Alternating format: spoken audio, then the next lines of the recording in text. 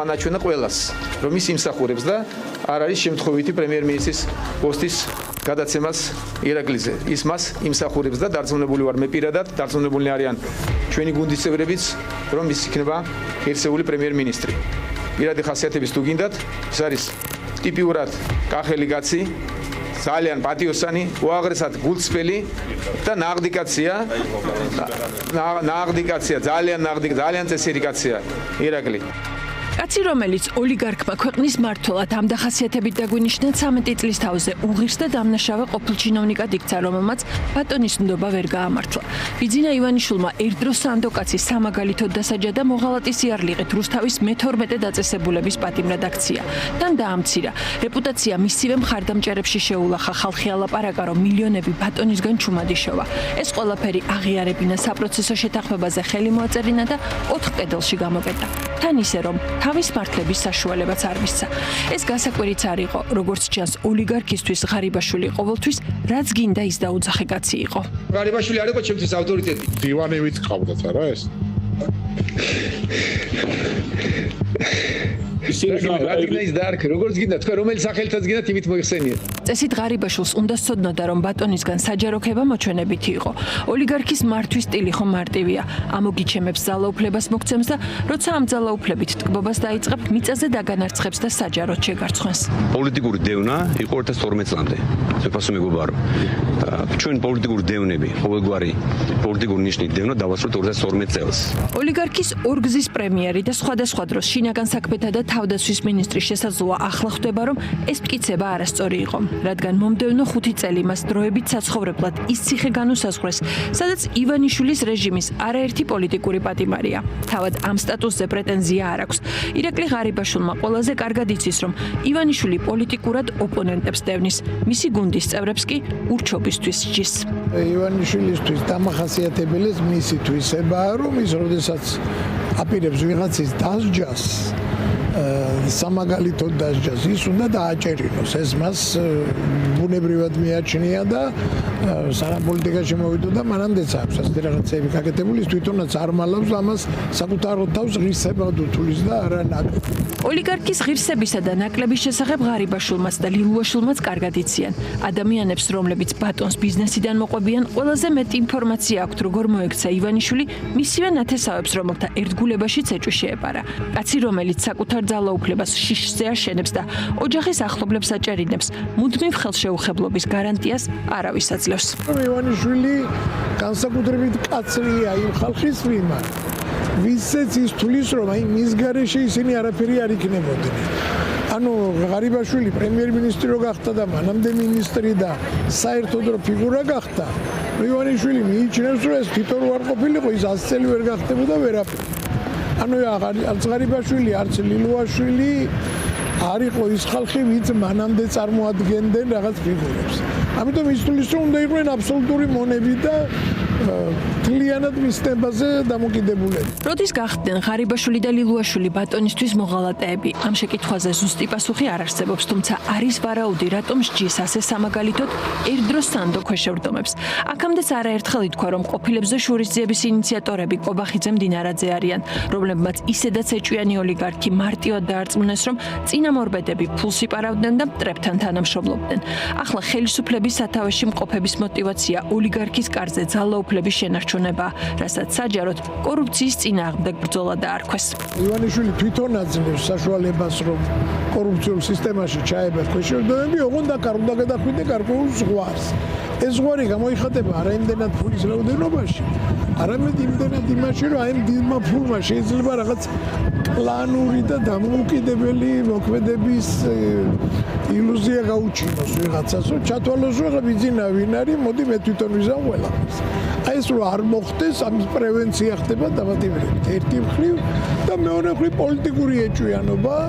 ღარიბაშვილი და ლილუაშვილი იყო ის ხალხი, რომელიც არ დასანქცირებულა, სანქცია არ მიუღიათ, ამერიკაშიც დადიოდნენ და ნუ ეხლა არის ახლა თვითონ ივანიშვილის კარზე კობახიძე გამოირჩევა როგორც ამბობენ განსაკუთრებით ამით, რომ ის მუდმივად ეუბნებოდა, რომ ბატონო ბიძინა ღალატობს ეს ხალხი, ოპოზიციასთან რაღაცა ჩუმი კავშირები აქვს და ნუ როგორც ჩანს ეთყობა ჩათვალა ნუ ღარიბაშვილის მიმართ უფრო ნაკლებად და ლილუაშვილის მიმართ პირდაპირ ითქვა რომ კავშირი ჰქონდა ოპოზიციასთან და ამის შეთქმულებაში მონაწილეობა გამოიყვანეს.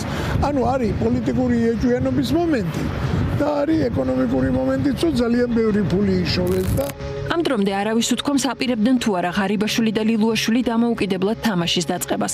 ხელისუფლებაში ორივეს ძლიერი კლანი ყავდა. ყველა საკვანძო თანამდებობაზე მათი გარემოცვის წევრები იყვნენ და კობახიძე მდინარაძის კორუფციის წინააღმდეგ მოჩვენებითი ბრძოლაც მხოლოდ ლილუაშვილი ღარიბაშვილის გარემოცვის წევრებს შეეხო. თვითმკვლელობის მცდელობამდე მიყვანილი აჭარის მთავრობის ყოფილი მეთაურის სიტუაციას განერიდა და მკურნალობის მოტივით ქვეყნიდან წავიდა. ამბობენ რომ თორნიკე რიჟვაძეს მდინარაძემ ოლიგარქთან დავალიანება რამდენიმე 100 მილიონად შეაფასა. ციხეშია თავდაცვის ყოფილი მინისტრი და ეკონომიკის მინისტრის ყოფილი მოადგილე. დაპატიმრებული ან გაქცეულია ლილუაშვილის ახლო გარემოცვის ბევრი წევრი. ეს ყველაფერი აჩვენებს, რომ ივანიშვილი არა კორუფციულ სისტემას, არამედ კონკრეტულ ინდივიდებს ებრძვის, რომელთა დასჯაც სურს. წარწაპირებს კორუფციული სისტემის დანგრევას სისტემას არ ერჩის ის როგორც ასეც. ეხლა ვინც შემდეგ იქნება, იმან რო გააკეთოს ფული, არც ამას არ შეეწინააღმდეგება რაღაც დონემდე. პირიქით, ეს მას ურჩევნია კიდეც ამით რაღაც კომპრომატებს აგროვებს, მერე თან სუსის მეშვეობით თვალთვალებს აგროვებს კომპრომატებს, ანუ ტიპიური მეთოდია რუსეთში ოლიგარქიულ წრეებში როგორც ხდებოდა. ეს ნასწავლია კარგად და ათვისებული. ტოტალური კონტროლი, კომპრომატების შეგროვება და სახელმწიფო ინსტიტუტების პირადი მიზნით გამოყენება ოლიგარქიული სისტემის მთავარი იარაღია. თუმცა ივანიშვილის რეჟიმს და მის ქმედებებს კიდევ ერთი მნიშვნელოვანი მახასიათებელი აქვს. ივანიშვილის მმართველობა ხასიათდება ტოქსიკური პოპულიზმით. ანუ რა არის ტოქსიკური პოპულიზმი? ეს არის, როდესაც ყოფ საზოგადოებას თეს სიძულვილს და ამის ხარჯზე მართავ, სიძულვილის ხარჯზე მართავ. ანუ აი პოპულისტური მმართველობა რო ავწეროთ, იყო ასეთი სპარსეთში მესამე საუკუნე ჩვენი წელთაღრიცხვით წინასწარმეტყველი მანი, რომელმაც მთელი ასე ვთქვათ თავისი რელიგიური სოფხედველობა შესთავაზა სამყაროს იმის ხარჯზე, რომ სინათლე კეთილი ებრძვის ბოროტს და ისინი არსად არ იკვეთებიან ერთმანეთთან და ერთნიშნულად არის კარგი და არის ცუდი. ეხლა საქმე იმაშია, რომ სიბნელე ცუდი, ხო? საქმე იმაშია, რომ აი ეს მანიხეული დაყოფა ინსტრუმენტად არის გამოყენებული ტოქსიკური პოპულიზმის დროს. ანუ ჩვენ კარგები ვართ და ისინი ცუდები არიან. აი ჩვენ თუ წავალთ ნაცები მოვლენ ფორმულა ფაქტიურად აი ამ სწორედ მანიხეურ დაყოფას ეყრდნობა. ასე ყოფს ოლიგარქი ივანიშვილის საზოგადოებას 13 წელია თავისებად და სხვებად, სუფთებად და ბინძურებად, აგენტებად და ერთგულებად. ასე ჩამოშალა ყველა ინსტიტუტი, წაართვა დამოუკიდებლობა და დაიქვემდებარა. ვინც ვერ დაიმორჩილა შეზღუდა. თუმცა ბოლო პერიოდში ამ დაყოფაშიც არის ცვლილება. ადრე თუ ძირითადად ოპონენტებს ებრძოდა საკუთარი მიზნების განსახორციელებლად, ახლა საკუთარი მორჩილი ხალხის გაწირვა დაიწყო. ყველაზე ერთგულები დაიჭირა. სჭირდებათ, რომ როგორც მოთამაშე ჭადრაკის ფაქტიურად ხო არის იქ მარიონეტების თეატრის ხელმძღვანელი სევით.